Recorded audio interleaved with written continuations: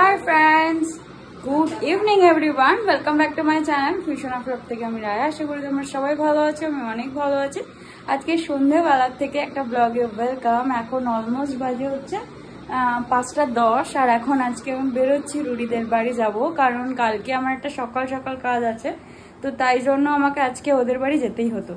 নাহলে এই সপ্তাহটা ভেবেছিলাম স্কিপ করবো, কিন্তু কালকে সকাল 9টার মধ্যে আমাকে জায়গায় পৌঁছাতে হবে। সো এখান থেকে রেডি হয়ে বেরোনোটা আমার জন্য খুব চাপ, সেই জন্য আজকে এখন বেরোচ্ছি। মা যাবে আমার সাথেই, মামা বাড়ি চলে যাবে আর আমি এখান থেকে ডিরেক্ট যাবো রুটিদের বাড়ি।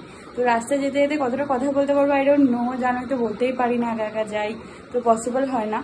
তো একবারে হয়তো রুটিদের বাড়িতে গিয়ে দেখা হবে। ও অফিস গেছে, ও অফিসে আমাকে একটু চিল্লামিল্লি করলো যে আর সকাল সকাল বেচারা অফিস চলে গেছে আজকে, আমি আসবো বলে।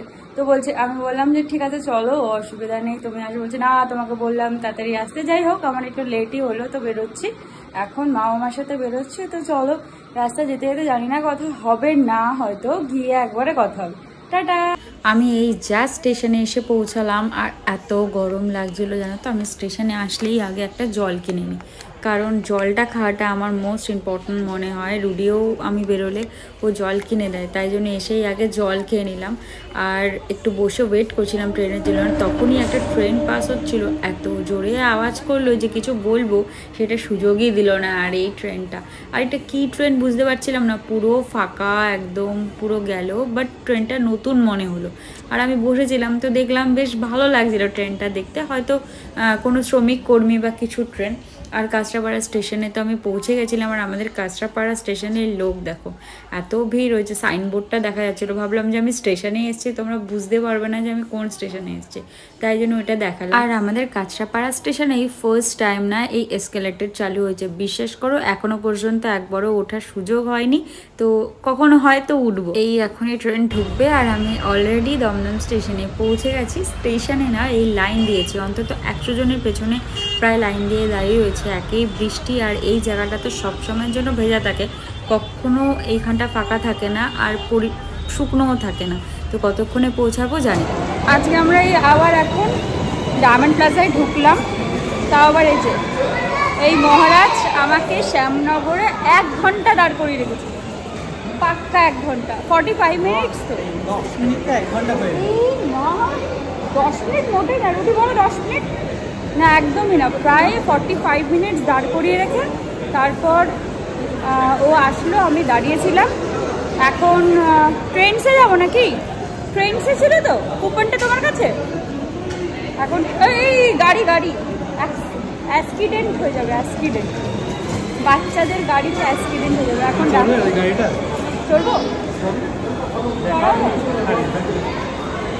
ওই ফুচকা গাড়িগুলোতে চড়ার আমার অনেক দিনের ইচ্ছা, কিন্তু এই জায়গাটা তো আমার শ্বশুরবাড়ির এলাকা, সেখানে আমি চড়তে ঠিক সাহস পাচ্ছি না। দীঘায় গিয়েও ওকে বলেছিল, কিন্তু আমি ঠিক সাহস করে উঠতে পারছি না। আমাকে তো চড়াবে কোনো না, না ভালো চলবে, চড়া যাবে না, লোকজন ভুলভাল বলবে না, দেখলে হঠাৎ করে সব পাড়ার লোকজন দেখতে চলে আসবে। যাই হোক, এখন ট্রেনসে যাচ্ছ, প্যান্টটা আজকেই নিয়ে যাবো। আর কোনোদিনও জীবনে ও আমাকে আগে আসতে পারলো না, সব সময়ের জন্য ওর সাথে যেতে হলে আমাকে প্রায় অলমোস্ট এসে 1 ঘন্টা 2 ঘন্টা ওয়েট করতে হবে, তাছাড়া কোনো ওয়ে নেই।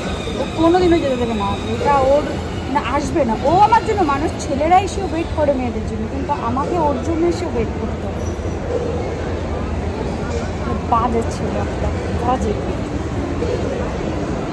তোর ফ্রেন্ডসরা অলরেডি পৌঁছে গেছে, শুধু আজকে নিয়ে যাবে কিছু না, কিনে নিয়ে যাও একবারে না, আর পরে সময় হবে না, আর হবে না, একবারে কিনে নিয়ে যাবো আজকে।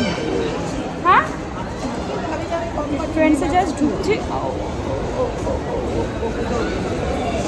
এই যে ট্রেনসে ঢুকছি, জিনিসটা নিয়ে তারপর দেখা হচ্ছে।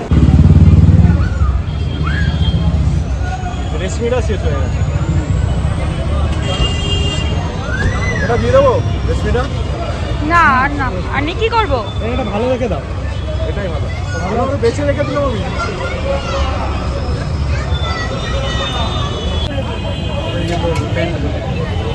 আমরা অনেক দিন পর আবার ডায়মন্ড প্লাজার সামনে যে কাবাবের দোকানটা আছে সেই কাবাবের দোকানটা খুঁজে পেয়েছি। তো আজকে সেই জন্য ডিসাইড করলাম, অনেক দিন কাবাব খাওয়া হয় না। তো এই বেচারা এখন অফিস থেকে এসে কিছু খোলেনি, প্যান্টগুলো নিলাম, নেওয়ার পর এখন এসেছি কাবাব খেতে। কাবাব খাবো আজকে। রেশমি টিক্কা আবার অর্ডার করেছি।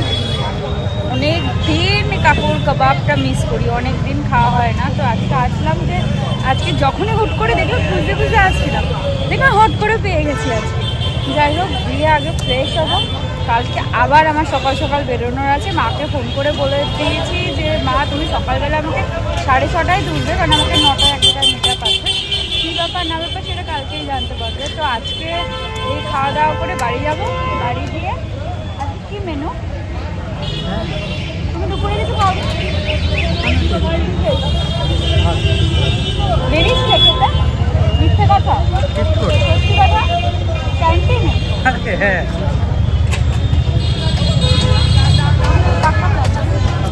না মিথ্যে কথা বলে দিলি তো তুই।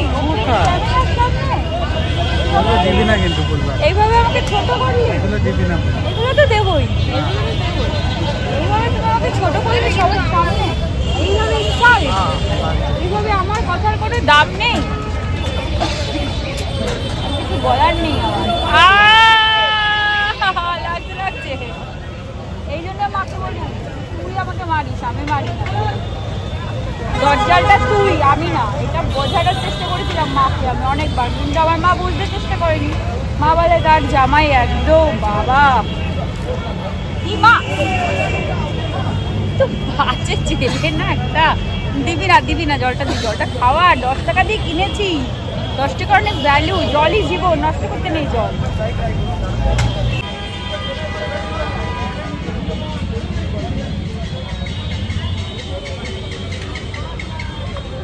পিসেসগুলো বড় বড়ই আছে, কিছুই কমায়নি, তাই না বল? এটাতে খেয়ে বল কেমন হচ্ছে।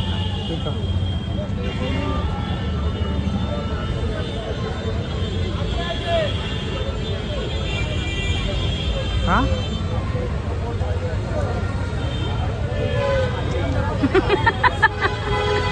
কেমন বল? ঠিকঠাক? ভালো? আগের মতো ভালো আছে? আগের থেকেও ভালো।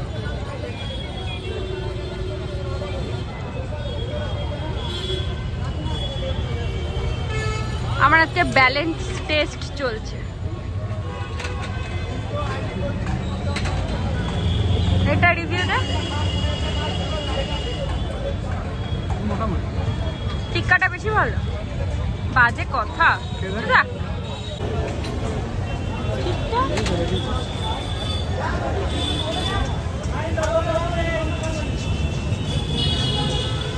তুই কোনটা খেলি?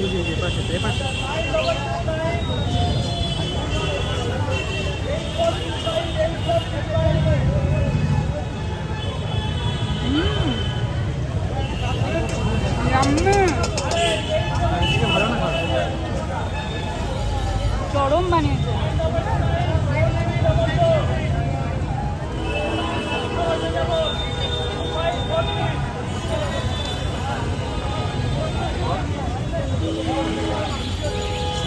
আমার এটা ভালো লাগে, রেশমিটা।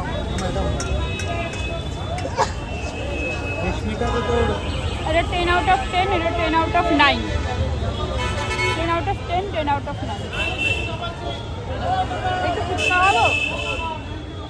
ফুচকা খাবো? এটাই রাহু টু উল্টো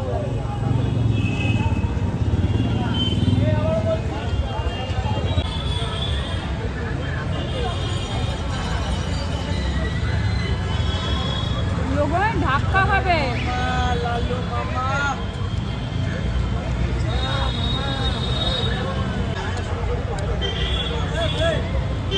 লোকজন ভয় পেয়ে যাবে, বলবে আবার খাচ্ছেন না, গোটা মুরগির একটা বংশ খাচ্ছে, এমনই মনে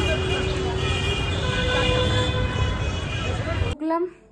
আর দেখে বুঝতেই পারছো অবস্থা পুরো খারাপ, পুরো মানে পুরো। কাবাব টাবাব খেয়ে ভাবছিলাম ফুচকা খাবো, কিন্তু সেটা আর হলো না। জাস্ট কাবাব খেয়ে চলে আসলাম। আর এখন একটু ফ্রেশ হবো, রুডিও যাবে ফ্রেশ হতে। ও বেচারা পুরো অফিসের একদম ড্রেস। এবার সক্সটা খুলে এরকম ছুঁড়ে মারবে। মার, ছুঁড়ে মার। হ্যাঁ মারো, হ্যাঁ ওই সক্সটা খুলেও ছুঁড়ে মারবে। এটা এইভাবেই সক্সগুলো হারিয়ে যায়। মানে আমার সাথে সম্পর্ক হওয়ার পর অন্তত 10টা পেয়ার কেনা হয়েছে, সবটাই শেষ, আর নেই। আর আজকে সব থেকে একটা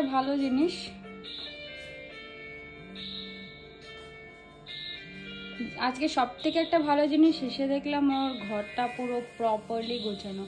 যেহেতু ও নেই, মাম্মা মনে হয় পুরো ঘরটাকে একদম প্রপারলি গুছিয়ে টুছিয়ে রেখে দিয়েছিল।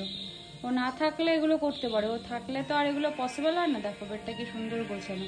আর ও থাকলে তো ওই জায়গাটার মধ্যে দখল করে বসে থাকে, আর কি করবে। তো চলো ড্রেস ট্রেস ছেড়ে তারপরে একটুখানি ফ্রেশ হই, দেন মাম্মামদের সাথে গল্প করবো একটু। দেন কালকে তো সকাল সকাল বেরোতে হবে, কালকে এখান থেকে বাড়ি, টাটা।